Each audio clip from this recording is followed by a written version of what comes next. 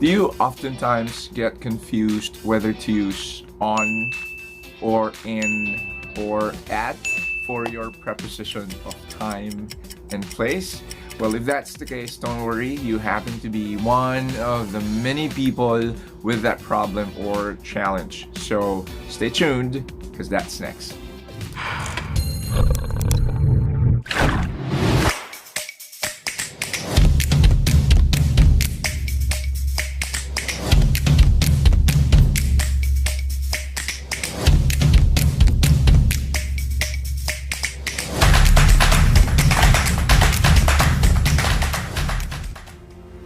Welcome back. Today we're going to be talking about prepositions, specifically the prepositions of time and place, at, on, and in. So as you would remember, prepositions are a part of speech that actually link a noun, a pronoun, and a phrase to other words in a sentence to indicate, as I mentioned earlier, to indicate time or place. So there are many other prepositions that we use. Some of them are at the top of my head. There's above, there's behind, there's within, during, beneath, among, and there are many other prepositions that we often use in our day-to-day conversations. Okay, but the most overused, or dare I say, misused prepositions are yung on, in, and at. So we get confused, ano ba yung tamang dapat gamitin? So I'm gonna give you a very easy cheat sheet or cheat memory guide. Okay, so here it is. The easiest way to remember what to use is you need to think first about the specificity of what you want to say. So the more specific your location or your time is, you use the preposition at.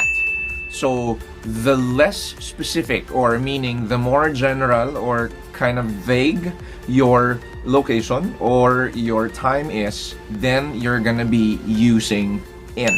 So something in between, you're gonna use on. So sige, magbibigay ako ng examples para mas madali siyang maintindihan. So I will start first with prepositions of time. So, ganito. Let's start with the most specific. So, if you want to designate a very specific time, you're gonna use at. So, for example, the doctor will come in at 5 p.m. Di ba ang late dumating nung doktor? Yung 5 na ng hapon. Okay, kasi may COVID. Dami. Another example would be, we will leave Manila for Brussels. We will leave Manila for Brussels at exactly 6 in the morning. So yun. So kapag oras, kailangan at, kasi that's very specific.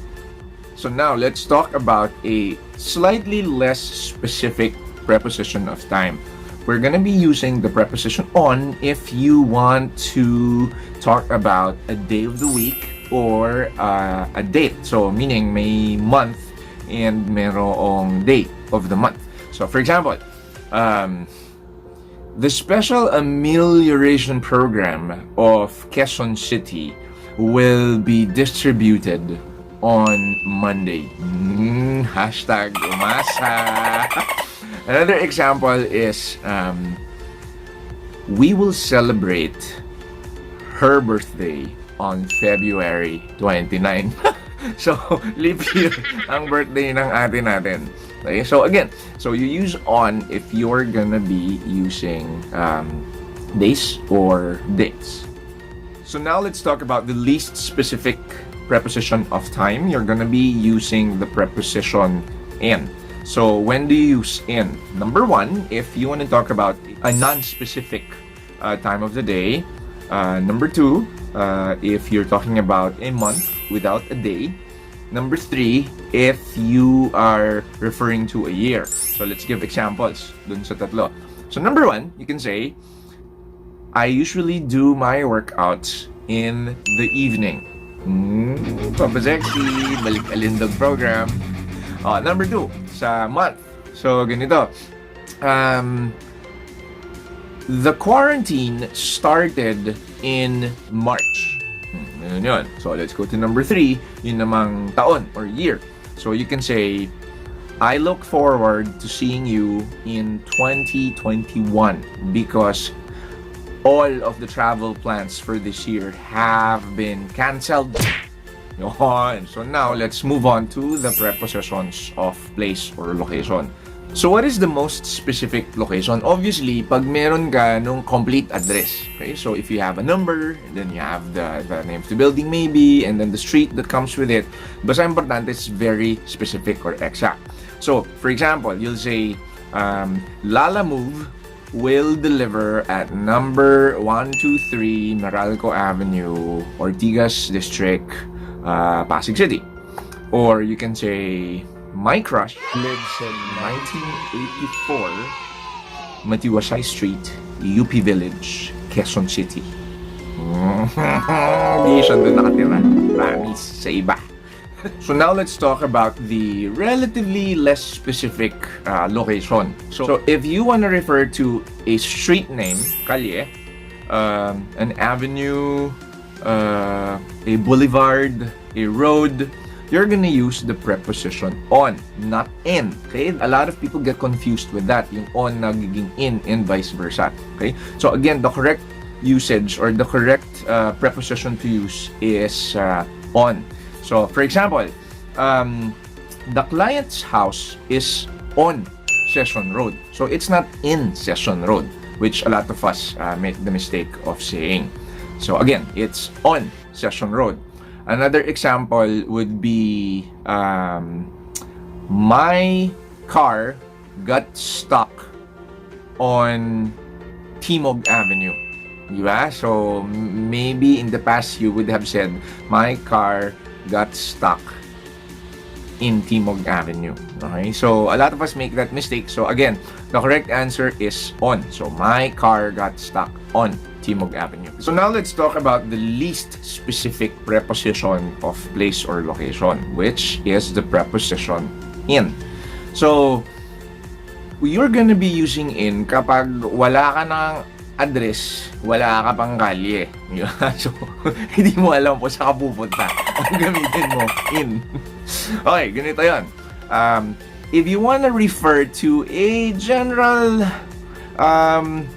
land area. Ano ba yung land area na sinasabi ko? It can be a town, municipality, a province, or if you're in the States, it's county, state, ganyan. So, country, continent na din. So, ganyan. I'll give you some examples for that. So, in, no? So, ganito. My province, where I plan to live permanently, is in Bataan. So that's in. And then let's just step it up one more level. So Bataan is in Luzon. Yun. So pupunta tayo sa abroad. So my two best friends live in the United States. One of them lives in New York while the other one lives in California. So yun, state naman yun. So let's recap. Whether you are using at, on, and in as a preposition of time or a preposition of place, tandaan lang ninyo that our technique is you will use at if you are talking about a very specific location or time. You will use in if you are talking about the least specific time or location. Anything in between, you're gonna be using on. So again, at, on, and then in. So I hope that you learned some tidbits of information from this quickie vlog that I shared with you today. Stay tuned for more because I plan to give you a couple more, a series of these short bursts of learning sessions. So from here in the Capital Commons area in Ortigas, Pasig, I wish that you're all well, happy, healthy, safe, loved, and using the right prepositions. This is VJ Bentong.